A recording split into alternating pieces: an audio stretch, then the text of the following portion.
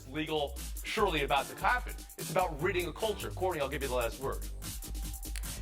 Northwestern is a place that is postured. It is above the meathead ideology that is so often found in football locker rooms. As Bill brought up, there are stringent academic requirements for admission within athletics, too, was supposed to hold them to a higher degree. And it's very clear they've failed in making I think of it like this. You can't separate the college part of college sports, right? Just put this happening in a maths class or in a psychology class. It's an absolute no. So that's why it also should be an absolute no in all college high school sports. We must acknowledge the Daily Northwestern story reported by Nicole Marcus, Alice Brown, Cole Reynolds, and Divya Bardwash of the Daily Northwestern. Congrats to them.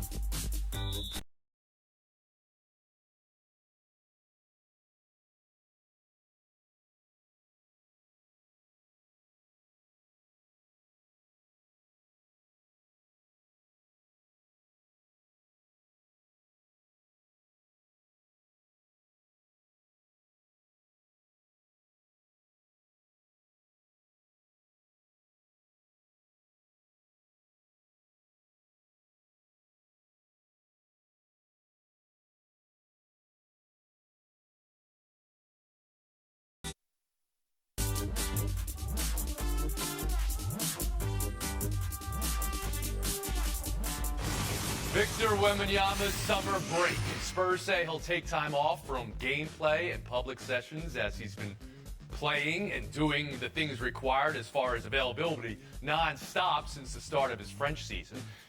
His 2 summer league games came with a microscope on a laser inside a magnifying glass and a particle accelerator. Those are some of his stats. Bill, were 2 games enough for you, and what was your takeaway from those? My first takeaway was that he played 2 games in 3 days. We won't see that again the rest of the season. Pop's going to keep him under lock and key for most of the season. He'll be load managed. But I thought it was great. He finished the way I thought he would finish. 27 and 14. He had first game jitters. Second game, he was great. Played great defense. He had a dunk over a guy like a 4 foot away from the basket. He dunked the ball. I mean, this guy's like a freak of nature. All right, so your takeaway is both that he's got a load management season ahead of him before he's even played a game. He needs some load management, okay? And that he lived it up to your expectation. Cronin, how about you? 2 games is more than enough. We already saw Scoot Henderson get injured in his first game. Amen Thompson's going to be out 3 to 4 weeks with an ankle injury. Victor Wembanyama said that when he decided he wasn't going to play for France in the FIBA World Cup, that he wants to dedicate this summer to focusing on preparing his body for the many events that he has coming up over the next couple of years. Well, getting ready for the regular season instead of playing in games that for him are effectively meaningless. He's not trying to make the roster. He's already going to be on the team. It's time to shut it down and make sure that he can actually get his body ready. And your overall review of those 2 games, the 2 of 9 from 3 in the first game, the 27 points in the second game? I appreciated the bounce back in game 2. Okay. David Dennis Jr.?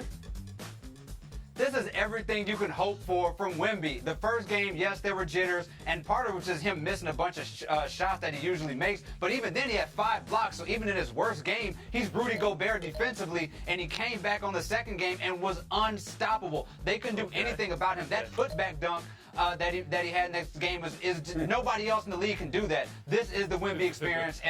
But you said he missed a lot of shots in the first game he usually makes. This was the first game. We don't know what he usually makes, right? The stats. He shot 27% from 3 in France. Go ahead, Gutierrez. We've seen enough to know what he has to work on, right? That first game, I think, was more of a result of a guy who really wasn't ready to get back on the court. And he talked about this. So much of his days leading up to this have not been about basketball. And I think that's what he wants to get back to, sort of his safety room, his basketball court, really work on things, really work on the Spurs system. And I think that second game was enough to make him feel good about his summer league experience, and now he moves on. So the hype still with all of you people. You're not ticking it down to dial after those 2 games. He's still a prospect. We'll move He's on. still got Buy a or lot sell to work on, Chris but the Paul, potential is when there. asked about coming off the bench. Here we go. You coaching? No. Oh, okay. Well, I don't know what the situation is going to be yet. Me and Steve have talked or whatnot, but that ain't something that you be like, what up, man? What you starting? You coming off? You know what I mean? So I think we'll figure all that stuff out in camp. All right, so buy or sell Paul being comfortable coming off the bench, and buy or sell this being a problem for Golden State down the road, Israel. I'm selling this being the time where Paul has to answer that question. I'm in agreement with him. You've got a team with Steph Curry on it, with Steve Kerr as the head coach. He might potentially find a way to utilize Chris Paul in the starting lineup. He might consider benching Klay Thompson instead and using him with the second unit, because the idea of using Chris Paul with the younger, faster second unit, how much more sense does that make than him finding a way to work with Steph Curry, Draymond Green, Wiggins, and the other starters? So it's not the time for him to answer that if Steve Kerr hasn't addressed it. So, Flashkey, how'd you hear it? I thought Chris Paul was beyond all this. I was wrong. He's still antagonistic. He's still stirring it up. This is not going to work. If he thinks he needs to start, this is not going to work. I predict right now. Say this take. By the middle of the season, they will trade him. He will not work with this attitude. That's not a hot take. That's a real take. That's not a hot take. No, By the end of the season, you're calling it over. No. Phil, Mid-season, I they'll trade appreciate how much you think things can be over before they even start, but here we are in July. First media availability, Mid-season. basically, and you're saying it's over. mid-season, they're going to trade him. Gordy Cronin, how do you see it? Didn't see that coming. What does he think? Stephen Curry's going to come off the bench and it's not him? I mean, I Right. doubt he's going to be a primary starter, but he will end up starting some games. It's just a matter now of telling somebody a role that they haven't ever played before. He's clearly bristling at it because it's not something he wants to necessarily do, but they brought him there to command the second unit, to help, obviously, how successful of a pick-and-roll player he's been. They need that from him, but it's not going to be with the starters predominantly. David Dennis Jr. Everything's fine. Chris Paul, who, by the way, I've never said a bad word about, knows that he is coming off the bench. That the Warriors starting five, the Warriors starting five is the best starting five in the league. They are not breaking that up. What Chris Paul is there for is to raise the ceiling of Moody and Kuminga in that second lineup, and hopefully maybe even close some games. That's the important Chris part Paul of where he's know going that? to be in that game. Does Chris Paul Paul know that? He That's knows the that. He question. absolutely knows that. Flasky, it's He doesn't over. know that. David Dennis Jr., you walked into a mute there. Cronin, Gutierrez. That's our showdown next.